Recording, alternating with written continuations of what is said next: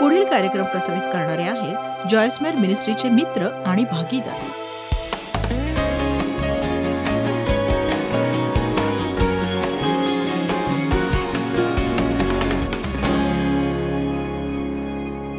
तर आज आपण पाहणार आहोत सुरक्षित असण्याविषयी, की कसं सुरक्षित असावं. वरवरचं सुरक्षित वाटणं नको, तर आतून सुरक्षित आणि तुमच्यातला आत्मविश्वास जागा व्हायला हवा. आणि म्हणून बघा, मी माझ्या इच्छा आणि भावनांच्या हिंदोळ्यांवर असायचे. खूप वर्ष मी हे शिकवत होते, पण खरं तर गेल्या काही वर्षांमध्येच मला याचं महत्त्व कळलं की लोक किती त्यांच्या भावनांवर अवलंबून असतात आणि हे शिकवणं आपले मार्गही पुष्कळसे भावनेवरच अवलंबून असतात.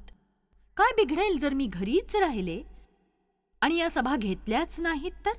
काय होईल समजा मी शुक्रवारी सकाळी उठले आणि मला अभिषेक जाणवला नाही म्हणून हॉटेलमध्येच राहिले तर? सांगा. मी भावनांप्रमाणे वागू शकत नाही, कारण 1 योहान 2 सांगतं देवाचा अभिषेक वाट पाहतो आणि त्या अभिषेकात इतकं सामर्थ्य असतं की तो देवाला हवं ते करण्यासाठी तुम्हाला पात्र बनवतो. माता होण्यासाठी तो अभिषेक करतो, म्हणून तुम्ही माता आहात, तुम्ही पिताही आहात.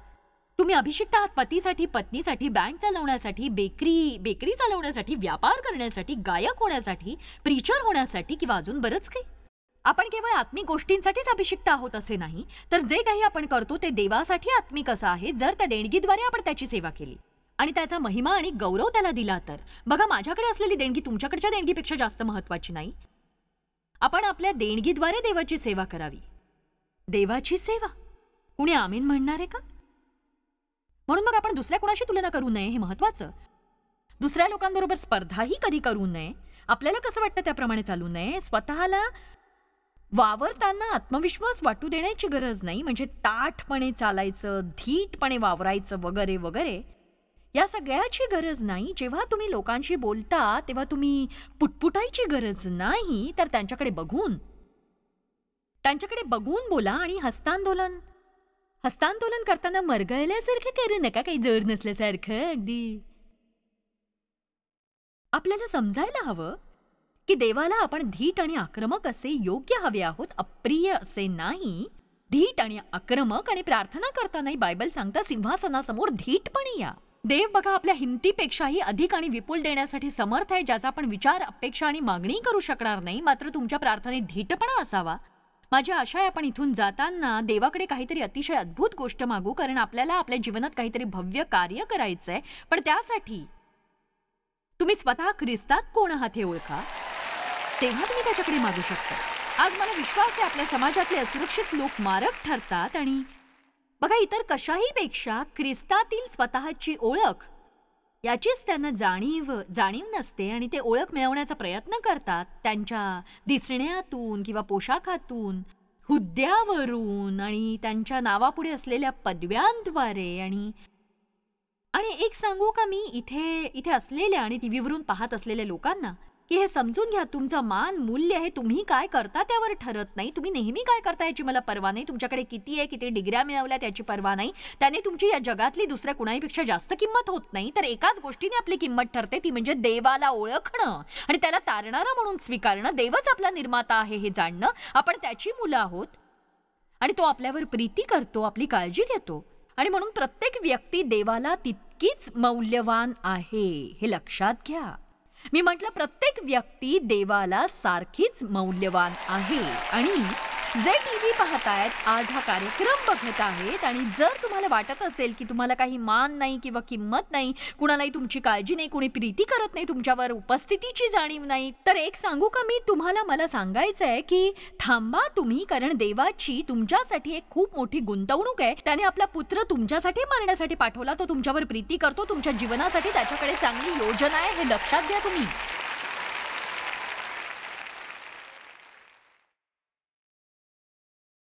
इतर लोक काय म्हणतात यावर तुमचं जीवन अवलंबून ठेवू नका. इतर लोक तुमच्याशी कसं वागतात यावर स्वतःची किंमत ठरवू नका कधीही. मला वाटतं जेव्हा पालक योग्य प्रकारे वागत नाहीत ते कठीण असतं, कारण आपल्या सगळ्यांनाच वाटतं आपल्या पालकांनी आपल्यावर प्रेम करावं, पण जगात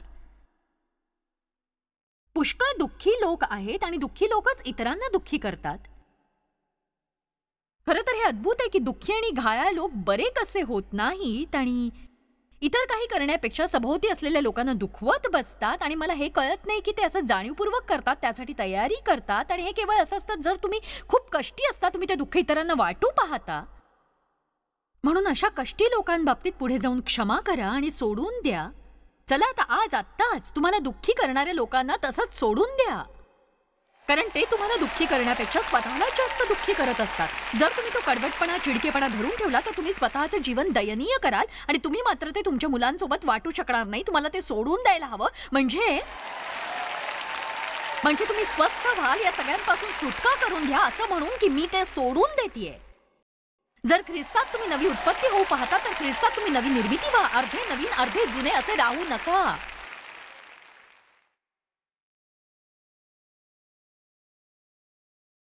प्रौढ होताना मला सुरक्षित वाटत नाही, कधीच सुरक्षित वाटत नाही.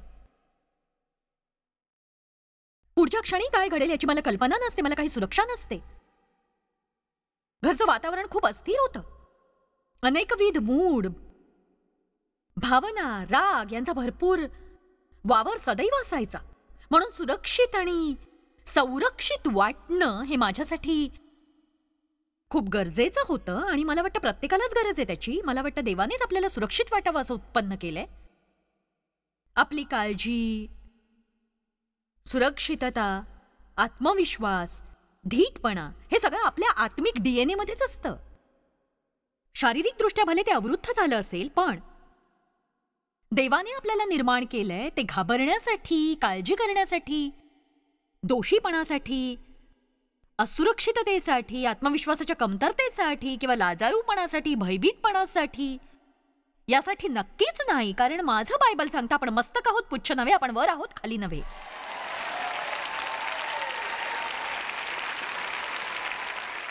पुष्कळ जण स्वतःची ओळख आणि किंमत याच्या मागे असतात आणि ते हे शोधतात सगळ्यात चुकीच्या जागी. ते शोधतात त्यांना कोण ओळखतंय, कुणाला ते ओळखतायत, जे त्यांच्या मालकीचं आहे, ज्यांच्यासारखे ते दिसू शकतात. मला वाटतं आपण होईल तेवढे देवासारखे दिसण्याचा प्रयत्न करावा. देवाने जे काही दिलंय ते घेऊन त्यातून उत्तम ते करावं. आपण इतर कुणाशी तुलना करण्यात अर्थ नाही. कुणाशी त्या मासिकांच्या मुखपृष्ठावरून तुलना करू नका. त्यात असलेल्या 0 फिगरवरून सुद्धा ते एखाद्या मृगजळासारखं असतं. हो, त्यात काही अर्थ नसतो. आमेन. कधीही दुसऱ्या कुणाला असं म्हणू नका की मी तुमच्यासारखा दिसत असतो तर, तुमच्याकडे ते माझ्याकडे असतं तर, तुम्हाला वाटतं ते मला वाटलं असतं तर. कारण वास्तव असं आहे की तुम्ही असं करू नये, तुम्ही असं करता कामा नये. जे आहे ते आहे आणि ते तुमचं आहे. चला आता आज आपल्याला हे प्रगटीकरण व्हावं. जे आहे ते आहे आणि ते तुमचं आहे. स्वतःला कमी लेखणाऱ्या लोकांसोबत राहायला मला आवडत नाही आणि मला असेही लोक आवडत नाहीत जे म्हणत असतात एक सांगू, मला वाटतं मी असं असायला हवं होतं, मी तशी असते तर, मी खूप छान दिसते. पण एक सांगू का, हे केवळ सोडून द्या हे सगळं. यशया 54:17 तुझ्यावर चालण्याकरिता घडले ते कोणतेही हत्यार तुझवर चालणार नाही. तुझवर आरोप ठेवणाऱ्या सर्व जीवांना तू दोषी ठरवशील. पण हा भाग मला खरोखर खूप आवडतो. हे स्पष्टीकरण, नीतिमत्व, शांती आणि सुरक्षितता. बघा, सुरक्षितता आणि शत्रूंवरचा विजय परमेश्वराच्या सेवकाचे वतन आहे. परमेश्वराच्या सेवकाचे म्हणजे दुसऱ्या शब्दात सुरक्षित असणं या तुमच्या वतनाचा भाग आहे. तुमच्या संबंधाचा खानदानी अधिकार येशू ख्रिस्तासोबतचा. हे असं काही नाही जे तुम्ही कमवता किंवा तुमच्या ओळखणाऱ्यांकडनं मिळवता किंवा जे तुमच्या मालकीचं आहे. ही एक प्रकारे वतनदारी आहे, तुमच्या येशू ख्रिस्तासोबतच्या नात्याने मिळालेली वतनदारी. माझ्या काही मुलांना मिळाले तपकिरी डोळे. हा वारसा आहे, कारण माझे डोळे तपकिरी आहेत. बघा, काही गोष्टी या वारशाने येतात, आपल्या ख्रिस्तासोबतच्या नात्याद्वारे. आणि बायबल सांगता आपण त्याच्यासोबत सामायिक वारसदार आहोत आणि जे काही त्याच्याकडे ते आपल्यासाठी मोफत बक्षीस आहे. आपल्याला हे विश्वासाने प्राप्त होतं. आता जर मला तिथे असलेल्या कुणाला बायबल द्यायचं असेल तर मी म्हणेन, बघा मला तुम्हाला हे बायबल द्यायचंय. ते म्हणतील आमच्याकडे बायबल आहे, पण त्यांना माहिती आहे त्यांच्याकडे बायबल आहे ते, कारण ते बायबल पाहू शकतात. आता बघा, देवासोबतचे आमचे संबंध म्हणजे सगळं विश्वासाने मिळवायचंय. तो उद्देश असा देव आहे. आपल्याला ठाऊक आहे तो आपल्या अंतःकरणात आहे. आपण तसा विश्वास बाळगतो आपल्या मनात. देवाच्या अर्थव्यवस्थेत तुम्ही आधी विश्वास ठेवायला हवा दिसण्यापूर्वी.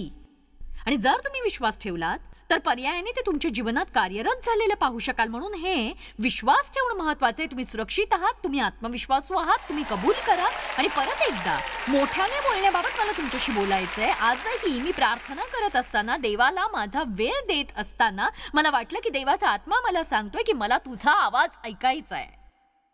मला विश्वास आहे आपल्या वाणीत सामर्थ्य आहे. म्हणून काही वचनं मी मोठ्याने बोलायला सुरुवात केली. आम्ही ख्रिस्तामध्ये देवाचं नीतिमत्व आहोत. देव माझ्यावर प्रीती करतो, मी त्याच्यामध्ये कोण यावर माझी किंमत ठरते. आणि मी स्वतःला त्याची सतत आठवण करून देते. खास करून जेव्हा मला वाटतं की मी आता कशात तरी बुडतीये किंवा वाहवत जातीये. देवाला तुमचा आवाज ऐकू द्या, बोलत राहा. सैतानाला समजू द्या तुम्ही ख्रिस्तात कोण आहात ते. आमेन. किती जण स्वतःविषयी नकारात्मक बोलतात. इथून उतरून मला तुमच्याकडे यायला लावू नका. आता मी तुम्हाला काही सांगते. मी इथे बसते, अगदी तुमच्या डोक्यात या नकाराचा प्रकाश पडत नाही तोवर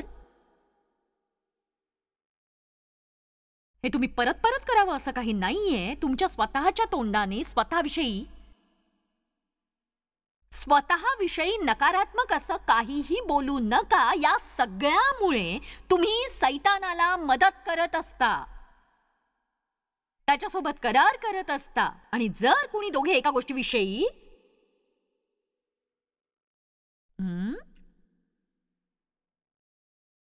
कधी स्वतःला मूर्ख म्हणू नका. मी योग्य ते करत नाहीये, मी बावळटच आहे. अजूनही असं जे काही तुम्ही म्हणता स्वतःविषयी स्वतःच्या तोंडाने नकारात्मक बोलू नका. कधीही देव जे सांगतो तेच तुम्ही स्वतःविषयी बोला. किती जणांना हे समजतंय? कारण जोवर तुम्हाला समजणार नाही मी उठणारच नाही. जोवर हे समजत नाही मी याच्या पुढेही जाणार नाही. माझी चूक झाली हे म्हणणं वेगळी गोष्ट आणि मी चूक आहे हे म्हणणं वेगळं आहे. तुम्ही काय करता आणि कोण आहात यातला फरक ओळखा. तुम्ही जे करता त्यातच तुमची ओळख नाहीये. विश्वास ठेवा. अगर नाही पण तुम्ही करता त्याहीपेक्षा महत्वाच्या गोष्टी आहेत. बघा, तुम्ही सुरक्षित असता. जरी तुम्हाला सुरक्षित वाटत नसलं तरीही तुम्ही आत्मविश्वासू राहू शकता. तुम्हाला आत्मविश्वासू वाटत नसेल तरी. आणि ज्या दिवशी तुम्हाला सगळ्यात कमी आत्मविश्वास वाटत असेल तेव्हाच तुम्ही मोठ्याने म्हणायला हवं की मी जशी आहे तशी ख्रिस्तात आत्मविश्वासू आहे मी. तुम्ही स्वतःविषयी जे ऐकता त्यावर जास्त विश्वास ठेवता इतर जण जे बोलतात त्यापेक्षा. हे ठाऊक आहे तुम्हाला? हे वैज्ञानिक सत्य आहे की इतर कुणीही तुमच्या बाबतीत जे बोलतं त्यापेक्षा तुम्ही स्वतःविषयी जे बोलता त्यावर विश्वास ठेवता. आपल्याला नेहमीच हवं असतं कुणीतरी दुसऱ्यांनी आपल्याला तयार करावं स्वतःविषयी चांगलं वाटण्यासाठी. पण सत्य हे तुमच्यात आणि देवात काहीतरी मिळायला हवंय. इतर कुणाला नेहमी तुम्हाला टेकू देऊ नका. बघा,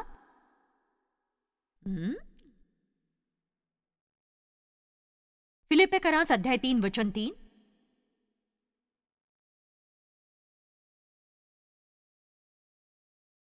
आभारी आहोत.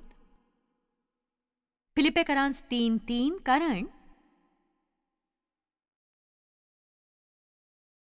कारण जे आपण देवाच्या आत्म्यामध्ये सेवा व महिमा करणारे ख्रिस्त येशूविषयी गर्व, अभिमान आणि उल्हास बाळगणारे व देहावर विश्वास व भरोसा न ठेवणारे, जसे आहोत तसे देहामध्ये शारीरिक संधीनुसार आणि बाह्य दर्शनामध्ये आपण सुंता झालेलेच आहो. तुम्ही कसे दिसता यावर तुमचा आत्मविश्वास अवलंबून नसावा. तुमचा आत्मविश्वास तुम्हाला कोण म्हणून आणि काय म्हणून ओळखतात किंवा तुमच्या शिक्षणावरूनही नसावा. कोणत्या जागी राहता यावरून, कोणती कार वापरता यावरून नसावा. सगळ्यापासून आपण दूर जाऊया. आज आपण देवासमोर उभं राहून त्याच्यात कोण आहोत हे बघूया. मला स्वतःला आठवण करून द्यायची. मी म्हणजे काही मिनिस्ट्री नाहीये. मला माहिती आहे लोक जॉयस मायर आणि जॉयस मायर मिनिस्ट्रीज हे एक बडं प्रस्थ मानतात. पण मी त्या मिनिस्ट्रीपेक्षा अधिक आहे. आणि जरी मी हे करत नसते तरी देवासाठी मी महत्वाची अशी आहे जशी मी या क्षणी आहे. मॅर रेडमन हे आराधना प्रमुखापेक्षाही अधिक कोणी आहेत. ते गीतकार सुद्धा आहेत. आणि काय घडू शकेल कोणत्याही कारणासाठी जर त्यांनी हे काम केलंच नाही तर अशा प्रकारच्या घटना घडतात. कधी कधी देव आपल्याकडून काहीच करवून घेत नाही. याचा अर्थ असा नाही की लगेचच आपण आपली ओळख शोधण्याचा प्रयत्न करायचा. आपली ओळख ही नेहमी पारदर्शी असायला हवी आणि याची मी स्वतःला सतत आठवण करून देते की माझा मान आणि मूल्य ही मी जगभरातील लोकांना शिकवते यावर अवलंबून नाही. माझा मान आणि मूल्य मी देवाचं मूल आहे या सत्यात आहे. त्याच्यामध्ये तुम्ही कोण आहात त्यावर तुमचं मान आणि मूल्य आधारित आहे. जर लग्न होऊन तुम्हाला बरीच वर्ष झाली आहेत आणि आता जोडीदार हयात नसेल तर तुम्हाला ओळख ही समस्या नसावी, कारण त्याच्यात तुम्ही अजूनही तेवढेच मौल्यवान आहात.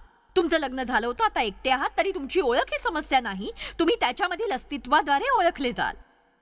तुम्ही मूल असलेल्या पुष्कळांना ओळखत असाल. तुमचं लग्न झालंय पण तुम्हाला मूल नाहीये, तरी तुम्हाला ओळखीची समस्या नसावी. त्याच्यामधील तुमची ओळख महत्वाची आहे. तुमच्या सगळ्या मित्रांच्या नावापुढे 3 पदव्या आहेत. तुम्ही केवळ हायस्कूल पास झाला असाल तरीही तुमची ओळख ही समस्या नसावी.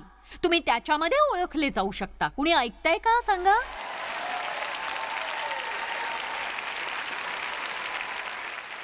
मला सतत वाटत असतं की आपण जे नाही आहोत त्याचंच भूत आपल्या मानगुटीवर कायम बसलेलं असतं. आणि मला हवंय की तुम्ही फक्त तुम्ही म्हणावं, हे भूत घेऊन मी घरी जाणार नाही. मी ख्रिस्तात कोण आहे हे मला माहिती आहे. एक गोष्ट लक्षात घ्या, जर येशूला केवळ तुमच्यासाठी मरण्याची गरज वाटत नव्हती तर त्याने ते केलं नसतं. केवळ तुमच्यासाठी विनाअट प्रीती आणि स्वीकृतीसाठी आपण तडफडलो असतो. विनाअट प्रीती आणि स्वीकृती आपल्याला सुरक्षितता देते. त्याशिवाय आपल्याला खरंच खूप समस्यांना तोंड द्यावं लागलं असतं. पण आपला जर विश्वास असेल की देव आपल्यावर प्रीती करतो, काही अटींवर किंवा काही गोष्टी आपल्याला कराव्या लागतात, तर मग मी सांगत असलेली सुरक्षितता आपल्याला मिळते. हे मला माहिती आहे की साधारणपणे आपण विचार करतो की मला माहिती आहे देव प्रीती करतो. हो, देव माझ्यावर प्रीती करतो. मी तुम्हाला सांगितलं नाही किती जणांना माहिती आहे देव तुमच्यावर प्रीती करतो हे.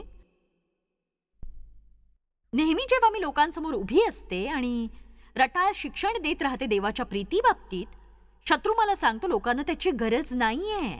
कारण सत्य हे की जर आपल्याला ठाऊक असेल देव प्रीती करतो तर आपण किती वेगळे वागलो असतो आत्ता वागतो त्यापेक्षा. आपण स्पर्धा केली नसती, आपण तुलना केली नसती, आपल्या चुकांची आपल्याला इतकी भीती वाटली नसती, त्या स्वीकारायचीही आपल्याला भीती वाटली नसती. पण या बाबतीत आपल्याला समस्या आहे. देव काही विकाऊ गोष्ट नाहीये की चांगल्या कृत्याने आपण त्याची प्रीती विकत घेऊ.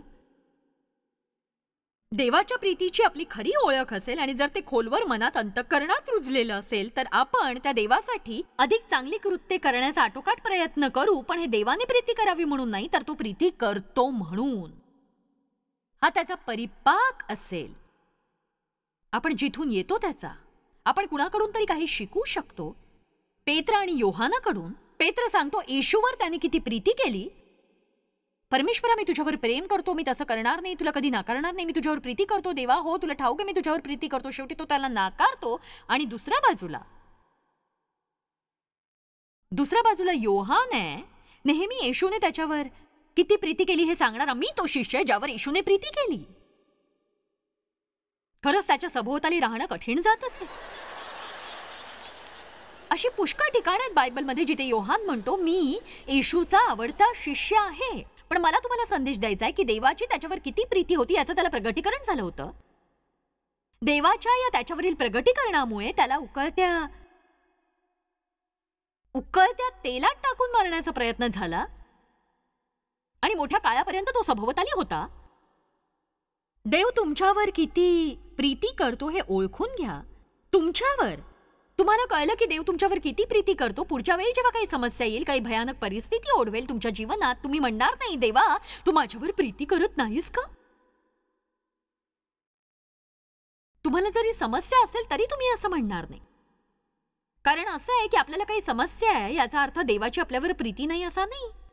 खरं तर जेव्हा आपल्याला योग्य बनवायचं असेल, मला असं म्हणायचं नाही देव समस्येतून आपल्याला घडवतो, पण जर देव आपल्याला सुधारत असेल तर बायबल सांगतं ज्यांच्यावर तो प्रीती करतो त्यांना शिक्षाही करतोच तो. नक्कीच तुमच्यावरील प्रीतीचं ते एक लक्षण असतं. तर यातलं थोडंसं तरी ऐका आणि प्रयत्न करा, फक्त प्रयत्न करा. येशू माझ्यावर प्रीती करतो, पण तो अटींनुसार प्रेम करतो, म्हणून त्याची प्रीती कामगिरीवर अवलंबून असते. याचा अर्थ असा की योग्य कामगिरीसाठी मी कठीण मेहनत करायला हवी कायम. म्हणजेच त्याला खुश करण्याने मी त्याचं प्रेम मिळवू शकते. जेव्हा मी त्याला खुश करीन, माझ्यावर प्रीती झाल्यासारखं मला वाटेल आणि मी खुश करणार नाही, मला नाकारल्यासारखं वाटेल. मी योग्य आहे म्हणून देव माझ्यावर प्रीती करत नसतो, पण मला असं वाटतं की म्हणून तो माझ्यावर प्रीती करतो. जर मी त्याच्या अटींनुसार वागले तर. म्हणून जर देव जो सदैव प्रीती आहे माझ्यावर प्रीती करणार नाही, माझा स्वीकार करणार नाही, मला किंमत देणार नाही, कशी मी विश्वास ठेवण्यासाठी प्रयत्न करू. आणि म्हणून मी इतर लोकांवर विश्वास ठेवू शकत नाही जे म्हणतात आम्ही तुझ्यावर प्रीती करतो. मला त्यांच्या हेतूची शंका येते आणि मला आठवतं की ते मला पुरेसे ओळखत नाहीत, तरीही मी त्यांच्या प्रीतीचा स्वीकार करू शकत नाही, विचलित होते आणि अगदी अभावानेच ते मला नाकारतात, जसं ते नेहमीच करतात. जेव्हा मी तशा प्रकारच्या जाणीवेच्या परिस्थितीत परत आले की मी प्रीती करण्याजोगी नाही, कुणी माझ्यावर प्रीती करत नाही, माझी लाजिरवाणी अवस्था झाली. कारण जे माझ्या बाबतीत घडलं होतं त्यामुळे एखादं काम जर मी पूर्ण केलं तर माझी प्रशंसा व्हायची आणि म्हणून मी विचार केला देवाची प्रीती प्राप्त करण्याचा एकच मार्ग एखादं कार्य पूर्ण करून ते प्राप्त करणं. आणि म्हणून माझा विश्वास नव्हता इतर लोक माझ्यावर प्रीती करतील. खरं तर मी नाकारलं जाण्याचीच अपेक्षा करायचे. आणि ज्या रात्री डेव्हनी मला विचारलं, मला वाटलं की तो नंतर माझ्यापासून विभक्त होईल. मी घरी जायची वाट बघत होते. तो म्हणाला मला जरा तुला काही विचारायचंय, तू घरी जाण्यापूर्वी काही सांगायचंय आणि त्याला कुठेतरी बसून बोलायचं होतं. आणि मला वाटलं की लवकर विचारणार नाही तरी नंतर तुटणारच आहे. आणि शेवटी त्याने मला विचारलं. बघा किती जणांना ठाऊक आहे मी काय बोलते ते. जेव्हा तुमची अशी कमीपणाची मनोवृत्ती असते, लोकांच्या प्रेमाची तुम्ही अपेक्षाच करू शकत नाही, तुम्ही अप्रिय वर्तनाने शेवट करता कारण तुम्हाला तसं वाटत असतं. माझ्या आणि देवच्या फक्त 5 भेटी झाल्या. त्याने मला लग्नासाठी विचारलं. जर तो मला फार पूर्वीपासून ओळखत असता, मला नाही वाटत त्याने विचारलं असतं. देवाची ती एक पवित्र तजवीज होती. लग्नानंतर 3 आठवड्यांनी त्याने मला विचारलं तुझं नक्की बिनसलंय तरी काय. मी विचार केला माझं काय बिनसलंय. माणसा तुझं चुकलंय, समस्या तुझ्यात आहे माझ्यात नाही. आणि इथून गमतीला सुरुवात झाली. देव मला नेहमी म्हणायचा तुझ्यातली आग मला आवडते. कधी ना कधी ती ठिणगी उडायची, खरोखर ती उडायची आणि मग तो असं म्हणायचा की हीच ती आग जी मला आवडते.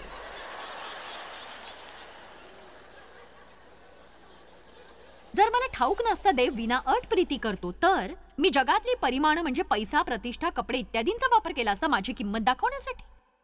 म्हणून जेव्हा मी छान दिसते मला मौल्यवान वाटतं, माझ्याकडे सगळ्या योग्य त्या गोष्टी असल्यावरही. इतरांकडून प्रशंसा आणि शेरे हवे असतात स्वतःला सिद्ध करण्यासाठी आणि मी प्रेमळ आहे हे इतरांना दाखवण्यासाठी. म्हणून रोज असे ताजे लोकांचे शेरे हवे असतात मला दिवसभरासाठी आणि स्वतःला आनंदी ठेवण्यासाठी.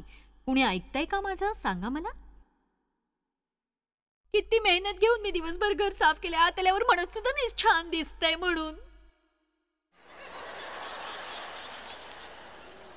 म्हणजे असं नाही की लोकांनी आपलं कौतुक करू नये, पण आपली किंमत आणि मान त्याच्यावर आधारलेला नसावा.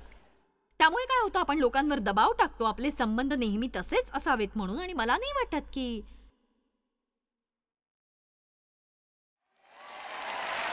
तुझं माझ्यावर प्रेमच नाहीये. मला नाहीच वाटत तू माझ्यावर प्रेम करतोस. एक सांगू का, कारण आतून जर तुम्ही उद्ध्वस्त असाल परवा नाही दुसरा तुमच्यावर किती प्रेम करतो याची तुम्हाला ते जाणवतच नाही. तुम्ही त्यांना वेडं करताय जाणवण्यासाठी की तुमच्यावर प्रेम केलं जात आहे. पुन्हा सांगते की पुरुषांनो, स्त्रियांना प्रेम, माया या गोष्टीची गरज असते. तो मिळायलाच हवा. आम्हाला द्या, आम्हाला त्याची गरज असते. आम्ही बघा किती छान होतो. पुष्कळचे प्रश्न कसे सोडवायचे ते मी सांगते. तुमच्या पत्नीला आठवड्यातून 4 वेळा सांगा ती सुंदर दिसते, बस. आठवड्यातून 3 ते 4 वेळा तिला सांगा की जगात ती सगळ्यात महत्वाची व्यक्ती आहे तुमच्यासाठी. तुमच्या पुष्कळशा समस्या निघून जातील. स्त्रीला प्रशंसेची गरज असते. जर कुणी माझी प्रशंसा करणं विसरला, मला नको असतं माझा दिवस वेगळा ठेवायला. मला पुरेसं माहीत असायला हवं मी ख्रिस्तात कोण आहे, त्याच्यामध्ये माझी किंमत किती आहे ते. म्हणजे जरी कुणी मला त्या दिवशी विसरला तरी मला काहीही वाटत नाही. हालेलुया. आणि हे असंच पुढे पुढे जात राहणार आहे. नंतर ते अशा पातळीवर येईल की म्हणावंसं वाटेल अशा प्रकारच्या लोकांना खरंच सुदृढ आणि प्रेमळ संबंध टिकवताच येत नाहीत. कारण सगळ्यातून काय मिळतंय एक प्रकारचा स्वार्थीपणा आणि एखाद्याला फक्त त्यांच्या बाबतीत चांगलं वाटायला लावणं एवढंच असतं आणि म्हणून आपण इतरांना ते देऊ शकत नाही आणि तुम्ही तशा परिस्थितीत आनंदी राहू शकत नाही. कारण खरा आनंद तेव्हाच मिळतो जेव्हा ख्रिस्तात आपण कोण आहोत हे तुम्हाला समजतं आणि तुम्ही सगळ्या प्रकारच्या उद्देशांनुसार आणि कारणांसहित स्वतःला विसरून इतरांपर्यंत पोहोचण्यासाठी तुमचा दिवस व्यतीत करता, त्यांचं जीवन सुखी बनवण्यासाठी. असुरक्षितता वाटण्याचं औषध अगदी सोपं आहे. आपली ख्रिस्तातली किंमत आणि मान समजून घ्या. दिसण्याद्वारे किंवा आपण कसे वागतो एवढंच नाही किंवा स्वतःविषयी काय वाटतं या बाबतीत नाही, तर येशू ख्रिस्तातली किंमत आणि स्थान जाणून घेणं. तुम्ही देवावर विश्वास ठेवा. जॉयस मेयर मिनिस्ट्रीज करता तुम्ही खूप मौल्यवान आहात. आम्हाला तुमचं कौतुक आहे आणि जगभरामध्ये हे सेवा कार्य शक्य करण्याकरता आम्ही आमच्या मित्रांचे आणि पार्टनर्सचे आभारी आहोत. आम्ही एकत्रितपणे भुकेल्यांना खाऊ घालतो, गरिबांना वस्त्र देतो आणि राष्ट्रांना सुवार्ता सांगतो. तुमच्या प्रार्थनेच्या विनंती करता आमच्याविषयी आणखी माहिती मिळवा. जॉयसच्या कॉन्फरन्सच्या तारखा पहा आणि ख्रिस्ताची प्रीती जगभरामध्ये पसरवण्याकरता आमचे सहभागी व्हा.